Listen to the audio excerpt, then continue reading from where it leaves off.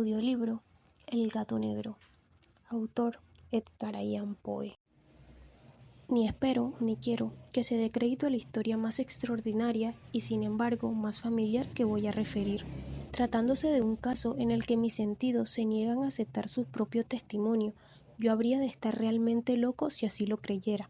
No obstante, no estoy loco, y con toda seguridad no sueño, pero mañana puedo morir, y quisiera aliviar hoy mi espíritu. Mi inmediato deseo es mostrar al mundo, clara, concretamente y sin comentarios, una serie de simples acontecimientos domésticos que, por sus consecuencias, me han aterrorizado, torturado y anonadado. A pesar de esto, no trataré de esclarecerlos. A mí casi no me ha producido otro sentimiento que el de horror, pero a muchas personas les parecerán menos terribles que insólitos. Tal vez más tarde haya una inteligencia que reduzca mi fantasma al estado de lugar común, alguna inteligencia más serena, más lógica y mucho menos excitable que la mía. Encontrará tan solo en las circunstancias que relato con terror una serie normal de causas y de efectos naturalísimos. La docilidad y humanidad de mi carácter sorprendieron desde mi infancia. Tan notable era la ternura de mi corazón que había hecho de mí el juguete de mis amigos. Sentía una auténtica pasión por los animales y mis padres me permitieron poseer una gran variedad de favoritos. Casi todo el tiempo la pasaba con ellos, y nunca me consideraba tan feliz como cuando les daba de comer o los acariciaba. Con los años aumentó esta particularidad de mi carácter, y cuando fui hombre hice de ella una de mis principales fuentes de goce. Aquellos que han profesado afecto a un perro fiel y sagaz no requiere la explicación de la naturaleza o intensidad de los goces que eso puede producir. En el amor desinteresado de un animal, en el sacrificio de sí mismo, hay algo que llega directamente al corazón, del que con frecuencia ha tenido ocasión de comprobar la amistad mezquina y la frágil fidelidad del hombre natural.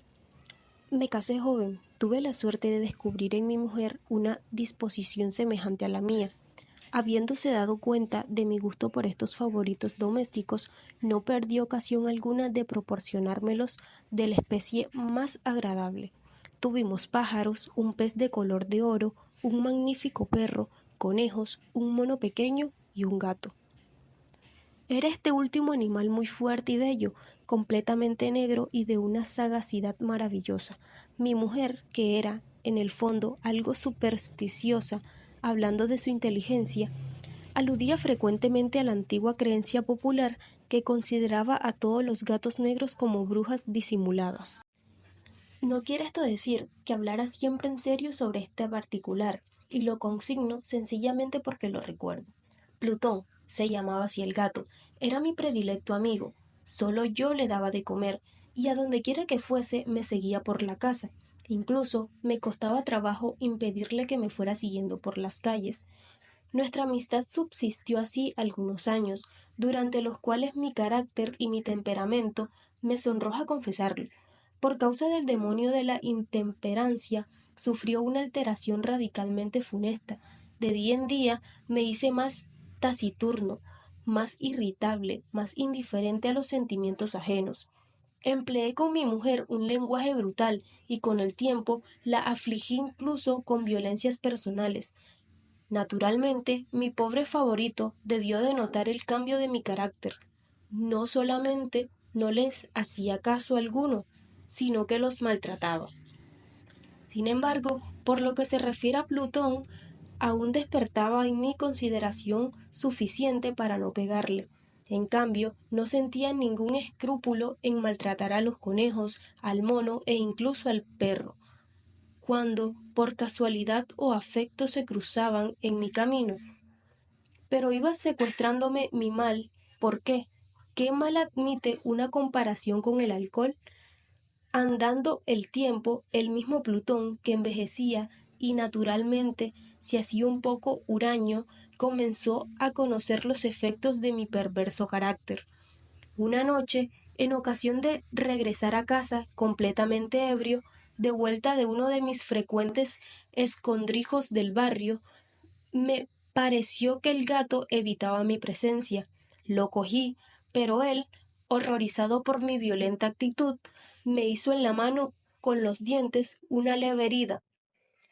De mí se apoderó repentinamente un furor demoníaco. En aquel instante dejé de conocerme. Pareció como si de pronto mi alma original hubiese abandonado mi cuerpo, y una ruindad superdemoníaca, saturada de ginebra, se filtró en cada una de las fibras de mi ser. Del bolsillo de mi chaleco saqué un cortaplumas, lo abrí, cogí al pobre animal por la garganta y deliberadamente le vacié un ojo. Me cubre el rubor, me abraza, me estremezco al escribir esta abominable atrocidad. Cuando al amanecer hube recuperado la razón, cuando se hubiera disipado los vapores de mi crúpula nocturna, experimenté un sentimiento mitad horror, mitad remordimiento, por el crimen que había cometido. Pero todo lo más era un débil y equívoco sentimiento, y el alma no sufrió sus acometidas. Volví a sumirme en los excesos y no tardé en ahogar en el vino todo el recuerdo de mi acción. Curó entretanto el gato lentamente. La órbita del ojo perdido presentaba, es cierto, un aspecto espantoso, pero después, con el tiempo, no pareció que se daba cuenta de ello. Según su costumbre, iba y venía por la casa. Pero como debí suponerlo, en cuanto veía que me aproximaba a él, huía aterrorizado. Me quedaba aún lo bastante de mi antiguo corazón para que me afligiera aquella manifiesta antipatía en una criatura que tanto me había amado anteriormente. Pero este sentimiento no tardó en ser desalojado por la irritación. Como para mi caída final e irrevocable, brotó entonces el espíritu de perversidad, espíritu del que la filosofía no se cuida ni poco ni mucho. No obstante, tan seguro como que existe mi alma, creo que la perversidad es uno de los primitivos impulsos del corazón humano, una de esas invisibles primeras facultades o sentimientos que dirige el carácter del hombre. Quien no se ha sorprendido numerosas veces cometiendo una acción necia o vil, por la única razón de que sabía que no debía cometerla, no tenemos una constante inclinación, pese a lo excelente de nuestro juicio, a violar lo que es la ley, simplemente porque comprendemos que es la ley. Digo que este espíritu de perversidad hubo de producir mi ruina completa, el vivo e insonable deseo del alma de atormentarse a sí misma, de violentar su propia naturaleza, de hacer el mal por amor al mal, me impulsaba a continuar y últimamente a llevar a efecto el suplicio que había infligido al inofensivo animal. Una mañana, a sangre fría, ceñí un nudo corredizo en torno a su cuello y lo ahorqué de la rama de un árbol. Lo ahorqué con mis ojos llenos de lágrimas, con el corazón desbordante del más amargo remordimiento. Lo ahorqué porque sabía que él me había amado y porque reconocía que no me había dado motivo alguno para encolerizarme con él. Lo ahorqué porque sabía que al hacerlo cometía un pecado mortal que comprometía mi alma inmortal hasta el punto de colocarla, si eso fuera posible, lejos incluso de la misericordia infinita del muy terrible y misericordioso Dios. En la noche siguiente, al día en que fue cometida una acción tan cruel, me despertó del sueño el grito de ¡fuego! Ardían las cortinas de mi lecho. La casa era una gran hoguera, no sin grandes dificultades. Mi mujer, un criado y yo logramos escapar del incendio. La destrucción fue total. Quedé arruinado y me entregué desde entonces a la desesperación. No intento establecer relación alguna entre causa y efecto con respecto a la atrocidad y el desastre. Estoy por encima de tal debilidad, pero me limito a dar cuenta de una cadena de hechos y quiero omitir el menor eslabón. Visité las ruinas el día siguiente al del incendio, excepto una. Todas las paredes se habían derrumbado. Esta sola excepción la constituía un delgado tabique interior, situado casi en la mitad de la casa, contra el que se apoyaba la cabecera de mi lecho. Allí la fábrica había resistido en gran parte a la acción del fuego. hecho que atribuí a haber sido renovada recientemente. En torno a aquella pared se congregaba la multitud y numerosas personas examinaban una parte del muro con atención viva y minuciosa. Excitaron mi curiosidad las palabras extraño, singular y otras expresiones parecidas. Me acerqué y vi, a modo de un bajorrelieve esculpido sobre la blanca superficie, la figura de un gigantesco gato. La imagen estaba copiada con una exactitud realmente maravillosa. Rodeaba el cuello del animal una cuerda. Apenas hube visto esta aparición, porque yo no podía considerar aquello más que como una aparición. Mi asombro y mi terror fueron extraordinarios. Por fin vino en mi amparo la reflexión. Recordaba que el gato había sido ahorcado en un jardín contiguo a la casa. A los gritos de la alarma, el jardín fue invadido inmediatamente por la muchedumbre, y el animal debió de ser descolgado por alguien del árbol y arrojado en mi cuarto por una ventana abierta. Indudablemente se hizo esto con el fin de despertarme. El derrumbamiento de las restantes paredes había comprimido a la víctima de mi crueldad en el yeso recientemente extendido. La cal del muro, en combinación con las llamas y el amoníaco del cadáver, produjo la imagen tal como yo la veía. Aunque prontamente pude satisfacer así a mi razón, ya que no por completo mi conciencia. No dejo, sin embargo, de grabar en mi imaginación una huella profunda el sorprendente caso que acabo de dar cuenta.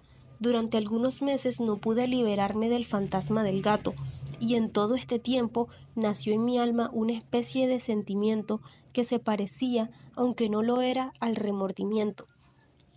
Llegué incluso a lamentar la pérdida del animal y a buscar en torno mío en los miserables tugirios que a la sazón frecuentaba, otro favorito de la misma especie y de facción parecida que pudiera sustituirle.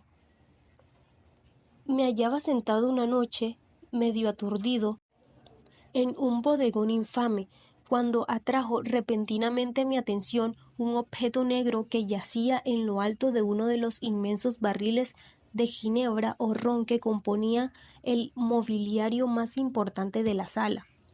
Hacía ya algunos momentos que miraba a lo alto del tonel y me sorprendió no haber advertido el objeto colocado encima.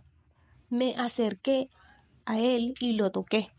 Era un gato negro, enorme, tan corpulento como Plutón, al que se le parecía en todo menos en un pormenor. Plutón no tenía un solo pelo blanco en todo el cuerpo, pero este tenía una señal ancha y blanca, aunque de forma indefinida, que le cubría casi toda la región del pecho. Apenas puse en él mi mano, se levantó repentinamente, ronroneando con fuerza, se restregó contra mi mano y pareció contento de mi atención. Era pues el gato que yo buscaba. Me apresuré a proponer al dueño su adquisición, pero éste no tuvo interés alguno por el animal, ni le conocía ni le había visto hasta entonces. Continué acariciándole, y cuando me disponía a regresar a mi casa, el animal se mostró dispuesto a seguirme. Se lo permití, e inclinándome de cuando en cuando, caminamos hacia mi casa acariciándole. Cuando llegó a ella, se encontró como si fuera la suya, y se convirtió rápidamente en el mejor amigo de mi mujer. Por mi parte, no tardó en formarse en mí una antipatía hacia él. Era pues precisamente lo contrario de lo que yo había esperado. No sé cómo ni por qué sucedió esto, pero su evidente ternura me enojaba y casi me fatigaba. Paulativamente, estos sentimientos de disgusto y fastidio acrecentaron hasta convertirse en la amargura del odio. Yo evitaba su presencia. Una especie de vergüenza y el recuerdo de mi primera crueldad me impidieron que yo lo maltratara. Durante algunas semanas me abstuve de pegarle o de maltratarle con violencia, pero gradual, insensiblemente, llegué a sentir por él un horror indecible y a eludir en silencio como si huyera de la peste su odiosa presencia. Sin duda, lo que aumentó mi odio por el animal fue el descubrimiento que hice en la mañana del siguiente día de haberlo llevado a casa. Como Plutón también, él había sido privado de uno de sus ojos. Sin embargo, esta circunstancia contribuyó a hacerle más grato a mi mujer, que, como he dicho, ya poseía grandemente la ternura de sentimientos que fue en otro tiempo mi rasgo característico y el frecuente manantial de mis placeres más sencillos y puros. Sin embargo, el cariño que el gato me demostraba parecía crecer en razón directa de mi odio hacia él. Con una tenacidad imposible de hacer comprender al lector, seguía constantemente mis pasos. En cuanto me sentaba, se acurrucaba bajo mi silla o saltaba sobre mis rodillas, cubriéndome con sus caricias espantosas. Si me levantaba para andar, se metía entre mis piernas y casi me derribaba, o bien, clavando sus largas y agudas garras en mi ropa, trepaba por ellas hasta mi pecho. En esos instantes, aun cuando hubiera querido matarle de un golpe, me lo impedía en parte el recuerdo de mi primer crimen, pero, sobre todo, me apresuró a confesarlo, el verdadero terror del animal. Este terror no era positivamente el de un mal físico, y, no obstante, me sería muy difícil definirlo de otro modo. Casi me avergüenza confesarlo, aún en esta celda de malhechor, casi me avergüenza confesar que el horror y el pánico que me inspiraba el animal se había acrecentado a causa de una de las fantasías más perfectas que es posible imaginar.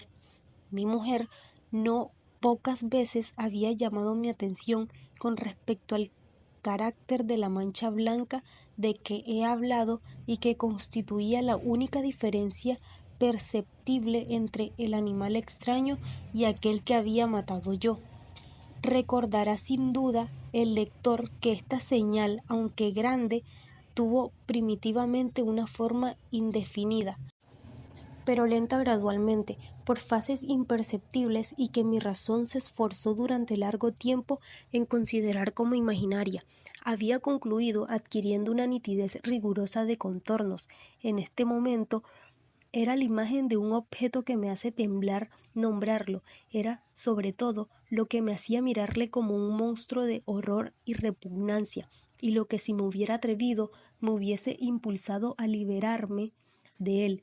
Era ahora, digo, la imagen de una cosa abominable y siniestra, la imagen de la horca, o lúgubre y terrible máquina de espanto y crimen, de muerte y agonía. Yo era entonces en verdad un miserable más allá de la miseria posible de la humanidad, una bestia bruta cuyo hermano fue aniquilado por mí con desprecio, una bestia bruta engendraba en mí, hombre formado a imagen de Altísimo, tan grande e intolerable infortunio. Ay, ni de día ni de noche conocía yo la paz del descanso, ni un solo instante. Durante el día me dejaba el animal, y de noche, a cada momento, cuando salía de mis sueños lleno de indefinible angustia, era tan solo para sentir el aliento tibio de la cosa sobre mi rostro y su enorme peso, encarnación de una pesadilla que yo no podía separar de mí y que parecía eternamente posada en mi corazón. Bajo tales tormentos sucumbió lo poco que había de bueno en mí. Infames pensamientos se convirtieron en mis íntimos, los más sobrios, los más infames de todos los pensamientos. La tristeza de mi humor de costumbre se acrecentó hasta hacerme aborrecer a todas las cosas y a la humanidad entera. Mi mujer, sin embargo, no se quejaba nunca. Ay, era mi paño de lágrimas, de siempre, la más paciente víctima de las repentinas, frecuentes e indomables expansiones de una furia a la que ciegamente me abandoné desde entonces. Para un quehacer doméstico, me acompañó un día al sótano de un viejo edificio en el que nos obligara a vivir nuestra pobreza. Por lo agudo peldaños de la escalera me seguía el gato, y, habiéndome hecho tropezar de cabeza, me exasperó hasta la locura, apoderándome de un ancha y olvidando en mi furor el espanto pueril que había detenido hasta entonces mi mano. Dirigí un golpe al animal, que hubiera sido mortal si lo hubiera alcanzado, como quería, pero la mano de mi mujer detuvo el golpe. Una rabia más que diabólica me produjo esta intervención. Liberé mi brazo del obstáculo que lo detenía y le hundí a ella el hacha en el cráneo. Mi mujer cayó muerta instantáneamente, sin exhalar siquiera un gemido. Realizando el horrible asesinato, inmediatamente y resueltamente procuré esconder el cuerpo. Me di cuenta de que no podía hacerlo desaparecer de la casa, ni de día ni de noche, sin correr el riesgo de que se enteraran los vecinos. Asaltaron mi mente varios proyectos. Pensé en un instante en fragmentar el cadáver y arrojar al suelo los pedazos. Resolví después cavar una fosa en ese piso de la cueva, luego pensé arrojarlo al pozo del jardín. Cambié la idea y decidí embalarlo en un cajón como una mercancía en la forma de costumbre y encargar a un mandadero que se lo llevase de casa. Pero por último me detuve ante un proyecto que consideré el más factible.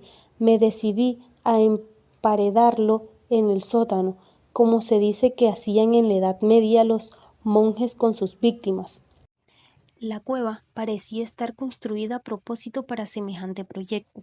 Los muros no estaban levantados con el cuidado de costumbre, y no hacía mucho tiempo había sido cubiertos en toda su extensión por una capa de yeso que no dejó endurecer la humedad. Por otra parte, había un saliente en uno de los muros, producido por una chimenea artificial o una especie de hogar que quedó luego tapado y dispuesto de la misma forma que el resto del sótano. No dudé que me sería fácil quitar los ladrillos de aquel sitio, colocar el cadáver y emparedarlo del mismo modo, de forma que ninguna mirada pudiese descubrir nada sospechoso. No me engañó mi cálculo. Ayudado por una palanca, separé sin dificultad los ladrillos y, habiendo luego aplicado cuidadosamente el cuerpo contra la pared interior, lo sostuve en esta postura hasta poder restablecer sin gran esfuerzo toda la fábrica a su estado primitivo. Con todas las precauciones imaginables, me procuré una argamasa de cal y arena, preparé una capa que no podía distinguirse de la primitiva y cubrí escrupulosamente con ella el nuevo tabique. Cuando terminé, vi que todo había resultado perfecto. La pared no presentaba la más leve señal de arreglo. Con el mayor cuidado barrí el suelo y recogí los escombros. Miré triunfalmente en tono mío y me dije: por lo menos aquí mi trabajo no ha sido infructuoso. Mi primera idea, entonces, fue buscar al animal que había sido el causante de tan tremenda desgracia, porque al fin había resuelto matarlo.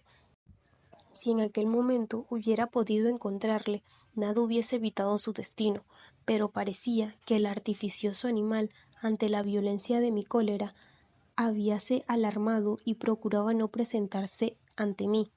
Desafiando mi mal humor, imposible describir o imaginar la intensa, la apacible sensación de alivio que trajo a mi corazón la ausencia de la detestable criatura. En toda la noche no se presentó, y esta fue la primera que gocé desde su entrada en la casa. Durmiendo tranquilo y profundamente, sí, dormí con el peso de aquel asesinato en mi alma. Transcurrieron el segundo y el tercer día. Mi verdugo no vino. Sin embargo, como un hombre libre, respiré una vez más. En su terror, el monstruo había abandonado para siempre aquellos lugares. Ya no volvería a verle nunca.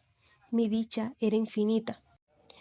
me inquietaba muy poco la criminalidad de mi tenebrosa acción. Se hincó una especie de sumario que apuró poco las averiguaciones.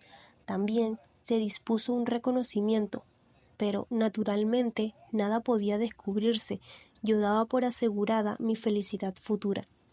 Al cuarto día, después de haberse cometido el asesinato, se presentó inopinadamente en mi casa un grupo de agentes de policía y procedió de nuevo a una rigurosa investigación del local. Sin embargo, confiado en lo impenetrable del escondite, no experimenté ninguna turbación. Los agentes quisieron que les acompañase a sus pesquisas. Fue explorado hasta el último rincón. Por tercera o cuarta vez bajaron por último a la cueva. No me alteré lo más mínimo, como el de un hombre que reposa en la inocencia, mi corazón latía pacíficamente. Recorrí el sótano de punta a punta, crucé los brazos sobre el pecho y me pasé indiferente de un lado a otro. Plenamente satisfecha, la policía se disponía a abandonar la casa. Era demasiado intenso el júbilo de mi corazón para que pudiera reprimirlo. Sentía la viva necesidad de decir una palabra tan solo, a modo de triunfo, y hacer doblemente evidente su convicción con respecto a mi inocencia. Señores, dije, por último, cuando los agentes subían las escaleras, es para mí una gran satisfacción haber desvanecido sus sospechas. Deseo a todos ustedes una buena salud y un poco más de cortesía. Dicho sea de paso, señores, tienen ustedes aquí una casa muy bien construida. Apenas sabía que hablaba. En mi furioso deseo de decir algo con aire deliberado, puedo asegurar que esta es una casa excelentemente construida. Estos muros, ¿se van ustedes, señores? Estos muros están construidos con una gran solidez. Entonces, por una fanfarronada frenética, golpeé con fuerza, con un bastón que tenía en la mano en ese momento, precisamente sobre la pared del tabique, tras el cual yacía la esposa de mi corazón. Ah, que por lo menos Dios me proteja y me libre de las garras del archidemonio. Apenas se hubo hundido en el silencio el eco de mis golpes, me respondió una voz desde el fondo de la tumba. Era primero una queja, velada y entrecortada como el sollozo de un niño. Después, enseguida, se hinchó en un grito prolongado, sonoro y continuo, completamente anormal e inhumano. Un alarido, un aullido mitad horror, mitad triunfo, como solamente puede brotar del infierno. Horrible armonía que surgiera al unísono de las gargantas de los condenados en sus torturas y de los demonios que gozaban en la condenación. Sería una locura expresaros mis pensamientos. Me sentí desfallecer y, tambaleándome, caí contra la pared opuesta. Durante un instante se detuvieron en los escalones los agentes. El terror los había dejado atónitos. Un momento después, 12 brazos robustos atacaron la pared, que cayó a tierra de un golpe. El cadáver, muy desfigurado ya y cubierto de sangre coagulada, apareció rígido a los ojos de los circunstantes. Sobre su cabeza, con las rojas fauces dilatadas y llameando el único ojo, se posaba el odioso animal cuya astucia me llevó al asesinato y cuya reveladora voz me entregaba el verdugo. Yo había emparedado al monstruo en la tumba.